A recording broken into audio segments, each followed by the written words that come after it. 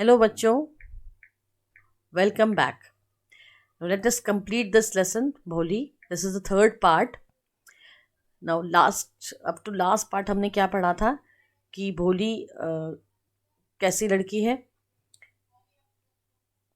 Just have a look. देखो, भोली एक बैकवर्ड चाइल्ड है. She is the fourth daughter. She lacks of senses. Fair है, pretty है, लेकिन because she had an attack of small pox, so permanently उसकी पूरी बॉडी डिसफिगर्ड है because of the black pock marks. और बाकी सभी गर्ल्स की से कंपेयर करो तो she was poor in health wise also. So ultimately school खुलता है और वहाँ पर इसको इसलिए भेज दिया जाता है कि there was very less chances to get to marry. ठीक है. सो क्या किया, उसको स्कूल भेज दिया. Initially she was very afraid of going to school. She was literally terrified, terrorised कि मुझे स्कूल नहीं जाना है. बट व्हेन जब वो स्कूल चली गई तो वहाँ पर उसके टीचर्स से जो उसे बिहेव मिला, it was really appreciable for her. उसने उसको बहुत सारी क्या दिया, बहुत सारा उसको मोटिवेशन दिया. ठीक है. सो नाउ उसको बहुत सारी उसके पास होप के साथ उसको भेज दिया. नाउ दस द ईयर पास्ट. इसी तरह से हमारा ये उसके कई सारे साल बीत गए. Now the village became a small town. Village एक छोटा टाउन बन गया है.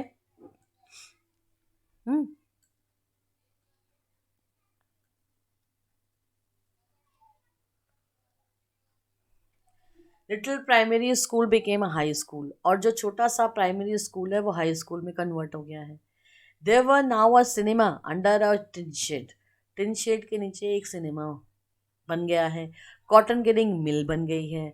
The mail train began to stop at their railway station. और एक मेल ट्रेन वहाँ पर रुकती भी है.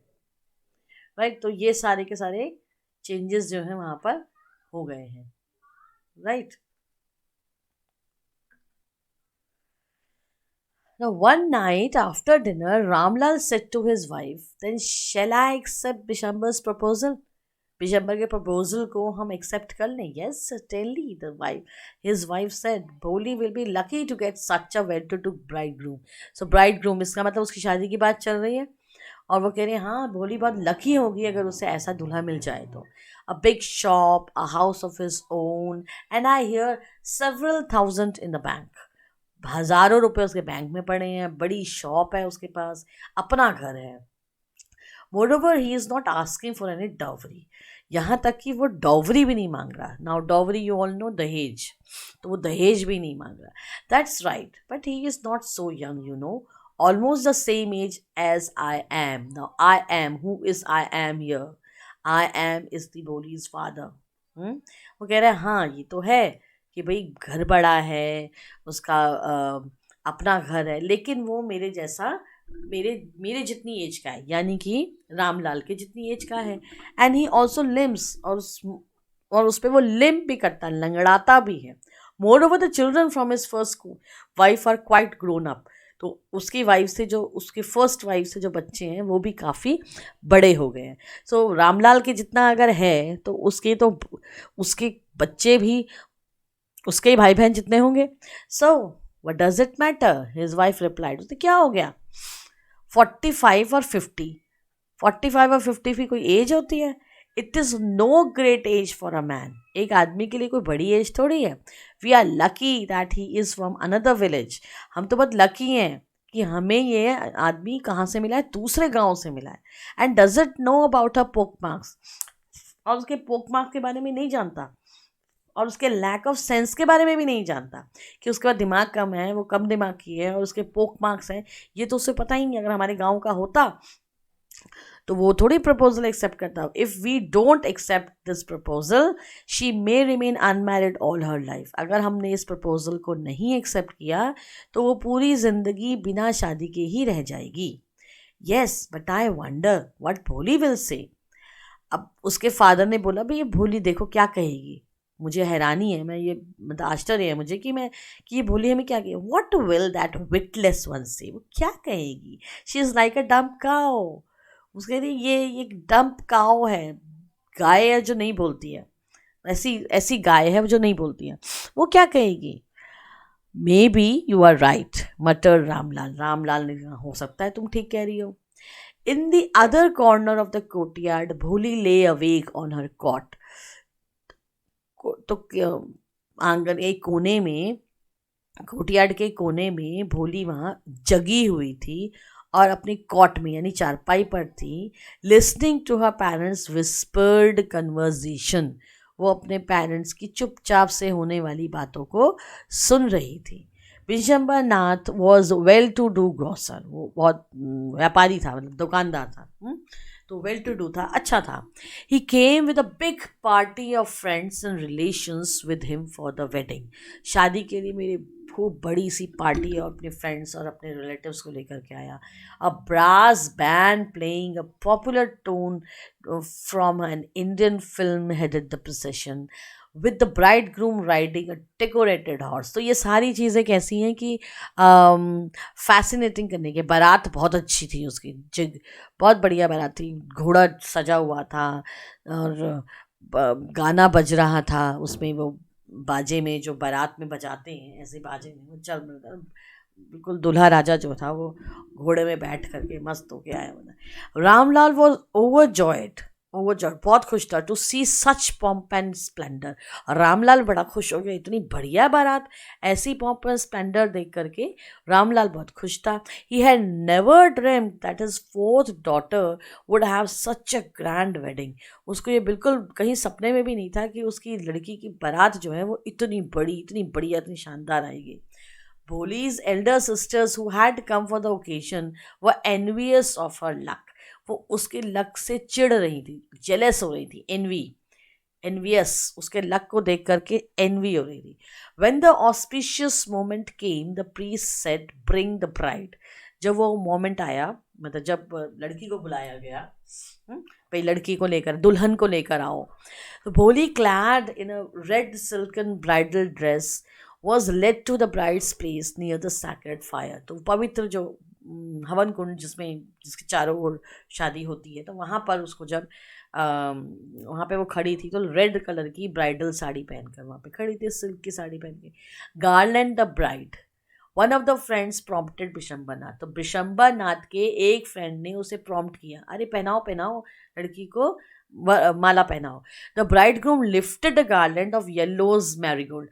येलो पीले रंग के मैरीगोल्ड, गेंदे के फूलों की माला जब उसने ऊपर करी दुल्हन को पहनाने के लिए, a woman slipped back the silken well from the brides face. हाँ, तो वो ब्राइड के फेस में से सिल्कन वेल, मतलब उसका घूंघट जो था वो पीछे स्लिप हो गया, ठीक है। Bishambar took a quick glance मतलब बिल्कुल एक झटके में उसने उसकी शक्ल देख ली। The garland remained poised in his hands, और वो जो वरमाला थी वो उसके हाथ में ही रह गई, रिमेन्ड वहीं की वहीं रह गई। Bride slowly pulled down the well, तो जो उसकी जो चेहरे में से जो घूंघट पीछे हुआ था वो उसने आगे अपने फेस के आगे कर दिया। Have you seen her, said Bishambar to the friend next to him. Bishambar ने अपने दोस्त से कहा, तुमने उसको देखा? She has pock marks on her face, उसके चेहरे में तो दाग हैं, पोक मार्क्स हैं। So what, you are not young either, तुम कौन सा जवान हो? उसके दोस्त ने कहा, भी तुम कौन सा जवान हो? Maybe, but if I am to marry her father must give me 5,000 rupees. लेकिन अगर मैं ऐसी लड़की से शादी करूंगा तो मुझे कितने चाहिए? 5,000 रुपीज़ चाहिए। अभी तक तो ये बात थी ना कि उसने कोई डॉवरी नहीं मांगी थी। सो भोली कुछ बोली नहीं, क्यों बोलना था उसने जब डॉवरी नहीं, उसके फादर का अपना लालच है। Ramlal went and placed his turban is honour at Bishambar's feet. Now उसने अपनी टर्बन यानी अपनी पगड़ी, उसके अपनी इज्जत क्या रख दिया? बिशंबर के पैरों में रख दी, ठीक है, जैसा कि होता है, लड़का अड़ गया तो उसके लड़की के फादर ने उठा के वो अपनी पगड़ी रख दी। डू नॉट ह्यूमिलिएट मी सो, मुझे ऐसे मेरी इज्जत मत खराब करो। टेक 2,000 रुपीज, आप 2,000 रुपये ले लो. नो, 5,000 और we go back, keep your daughter. उन्होंने कहा भाई 5,000 दो और नहीं तो अपनी लड़की रख लो. ठीक है. Be a little considerate please. If you go back I can never show my face in the village. देखो गाँव में और उस टाइम की शादियों में यही होता था कि भाई अगर बारात चली गई तो ये तो बहुत बड़ी इंसल्ट हो गई. तो उसने कहा भाई आप ऐसा मत करो, मैं तो अपनी शक्ल नहीं दिखा पाऊंगा गाँव में. Then out with 5,000. तो अच्छा ठीक है, फिर 5,000 दो. अब 5,000 उस समय बहुत बड़ी रकम थी. 5,000 मतलब 5 लाख समझ लो. The tears streaming down his face, और उस आंखों से आंसू निकल पड़े. Ramlal went in, opened the safe and counted out the notes. He placed the bundle at the bridegroom's feet. उसने अंदर गया, नोट गिने और उस बंडल को ब्राइडग्रूम के पैर में रख दिया. See what a humiliation. On Bishamber's greedy face appeared a triumphant smile. Triumphant smile मतलब वो ऐसी स्माइल थी जिससे लग रहा था कि वो जीत गया. खुश हो रहा था वो कि भाई लड़की भी मिल गई है, अपनी खुद वो इतना बड़ा, हाँ, और लड़की मिल गई, पैसे भी मिल गए, उसके तो मजे आ गए. He had gambled and one. उसने तो जुआ खेला था, करके देखता हूँ देखो, और वन मतलब जीत गया था. गिव मी द गार्लैंड, ही ना, उसने कहा लाओ माला लाओ, बड़े उससे कहा. Once again the veil was slipped back. फिर से वो स्लिप हो गया. जो ब्राइड के दुल्हन की चेहरे में से वेल मतलब घूंघट जो था वो स्लिप हुआ. But this time her eyes were not downcast. लेकिन इस बार उसकी आंखें बिल्कुल भी नीचे नहीं झुकी. She was looking up. वो ऊपर देख रही थी, लुकिंग स्ट्रेट, बिल्कुल डायरेक्टली देख रही थी एट हर पर्सपेक्टिव हस्बैंड, जो उसका हस्बैंड होने वाला था, यानी दूल्हे को देख रही थी. In her eyes there was neither anger not hate. ना तो वो बहुत गुस्से में थी और ना उसके मन में हेट थी, ईर्ष्या भाव था, कुछ नहीं था. ओनली कोल्ड एट कंटेम्प्ट, कुछ नहीं, बिल्कुल चिल थी वो. कोल्ड कंटेम्प्ट था उसका, बिल्कुल आराम से, बिल्कुल नॉर्मल ढंग से वो बोल रही थी, बहुत गुस्से में और ईर्ष्या के मारे नहीं बोल रही थी. Vishambar raised the garland to place it around the bride's neck. वो विशंबर ने अपनी गार्लैंड यानी फूलों की माला को उठाया और दुल्हन के नेक में डालने के लिए ऊपर किया. But before he could so, Bholi hand stuck out like a streak of lightning and the garland was flung into the fire. Bholi का हाथ एकदम से आया. उसने वो लाइट की स्पीड से, लाइट मतलब बहुत तेजी से, वो गार्लैंड उठा के सीधे आग में फेंक दिया. She got up and through away the well. और उसने वो घूंघट भी फेंक दिया, मतलब पीछे कर दिया. राइट नाउ पिताजी, said भोली, now with a clear loud no voice. now this is very important. अब उसकी वॉइस कैसी है, क्लियर है एंड लाउड है. और उसका बिहेव कैसा है, not anger not hatred but it's a cold at contempt. Simple सी अपनी बात उसे कहने का ढंग है. और उसने कहा पिताजी, और उसका father mother sister brother relations and neighbours were startled to hear her speak without even the slightest tremor. सी उसको ऐसा समझा हुआ उन्होंने कि कभी उसको शायद सुनने की कोशिश ही नहीं करी, और वो बिल्कुल थोड़ा सा भी स्टेमर किए बिना उसने बहुत इजीली बोला पिताजी. जहाँ वो एक शब्द भी नहीं बोल पाती थी, पिताजी take back your money, I am not going to marry this man. उसने कहा पिताजी आप अपने पैसे ले लो, मैं इस आदमी से शादी करने वाली नहीं हूँ, मैं नहीं कर रही इस आदमी से शादी. ठीक है, वो दूल्हा क्या मना करेगा, दूल्हा हाँ, इसने कहा कि मैं ही नहीं कर रही. रामलाल वॉज थंडर स्टक, हैरान रह गया. The guest began to whisper.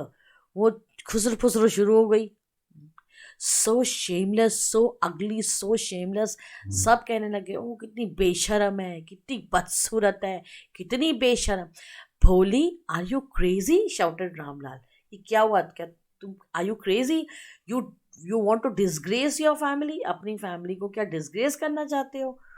Have you regard of your izzat, क्या तुम्हारे पास सब कुछ इज्जत विज्जत की शर्म है नहीं है.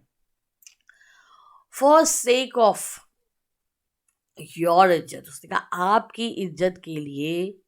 भोली ने कहा I was willing to marry this lame old man. मैं इस लंगड़े बूढ़े आदमी से मैं शादी करने को तैयार थी, विलिंग थी, शायद ठीक है कर दो आप मेरी शादी, कोई बात नहीं, but I will not have such a mean greedy contemptible coward as my husband. लेकिन मैं ऐसा लालची और सेल्फिश और ऐसे डरपोक आदमी के साथ मैं इसको हस्बैंड नहीं बनाऊंगी। I won't what a shameless girl. We all thought she was harmless dumb cow. अब उसमें क्या है, उनको क्या बोल रहे हैं आपस में, जो लोग बोल रहे हैं कि हमने जो सोचा था ये तो हार्मलेस डम्प काउ है। डम्प काउ मतलब जो काउ कुछ नहीं कहती है, और हार्मलेस मतलब जो किसी का नुकसान नहीं करती है, ऐसा हमने उसको समझा हुआ था। बोली टर्न्ड वॉयलेंटली उसने बोला, ठीक है, हिंसात्मक रूप से उसने बोला, yes aunty you are right, you all thought I am a dumb driven cow. कैसे मर्जी भी जिसको कहीं भी कर लो, गाय ऐसी डम्प गाय जैसे कहीं भी हिला लो। That's why you wanted to hand me over to this heartless creature. और इसलिए आप लोग मुझे इस हार्टलेस क्रिएचर को मुझे हैंड ओवर कर रहे थे, हाँ दे रहे थे। But now the dumb cow the stammering fool is speaking. लेकिन अब ये जो डंप काउ है, ये जो स्टैमरिंग फूल है, जो हकलाने वाली फूल है, ये स्पीकिंग, ये बोल रही है। Do you want to hear more? कुछ और भी सुनना है आपने, कुछ और सुनना चाहते हो? Bishambar Nath the grocer started to go back with this party.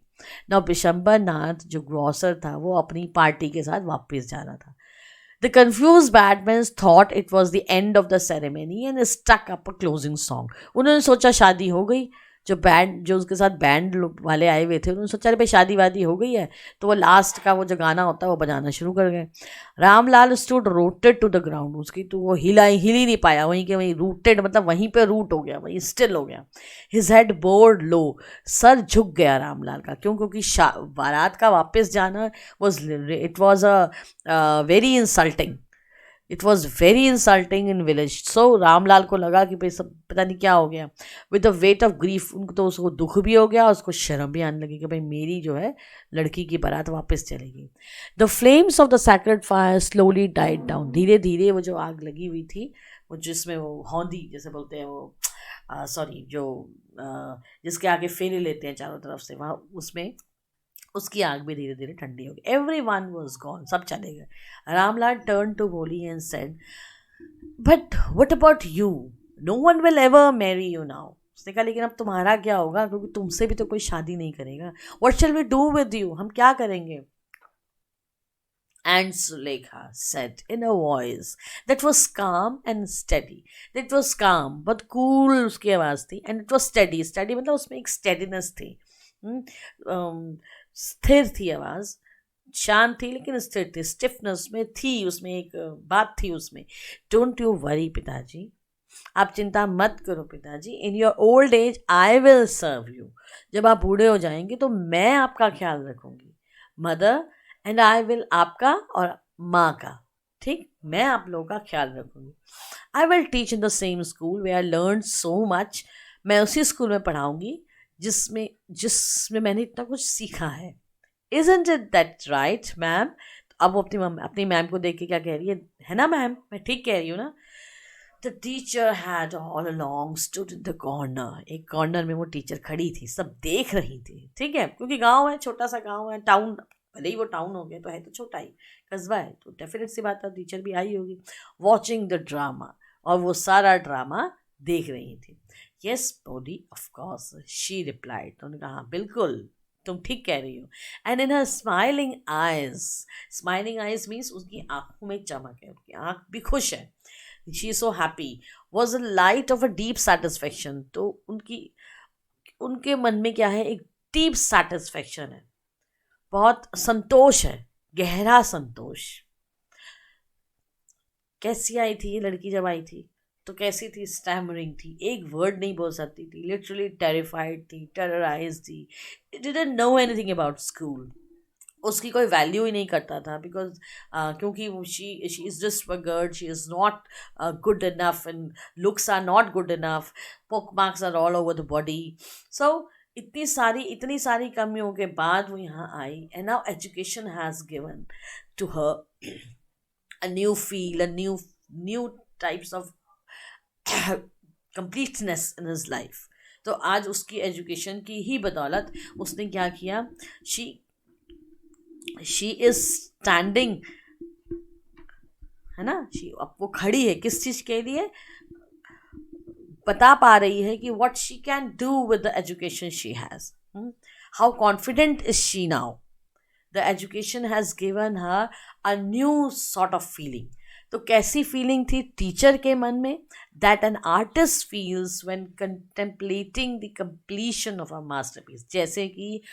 जैसे एक आर्टिस्ट जब मास्टरपीस बना लेता है, तो मास्टरपीस बनाने के कंप्लीशन के बाद जो उसे सेटिस्फेक्शन मिलती है, ऐसा ही सेटिस्फेक्शन आज उस टीचर के भी आइज में है, स्माइलिंग आइज. वो भी डीप सेटिस्फेक्शन है.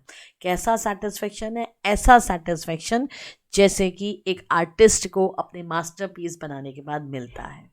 Right? So it means the teacher has played his role well, and the student is now ready to face the world.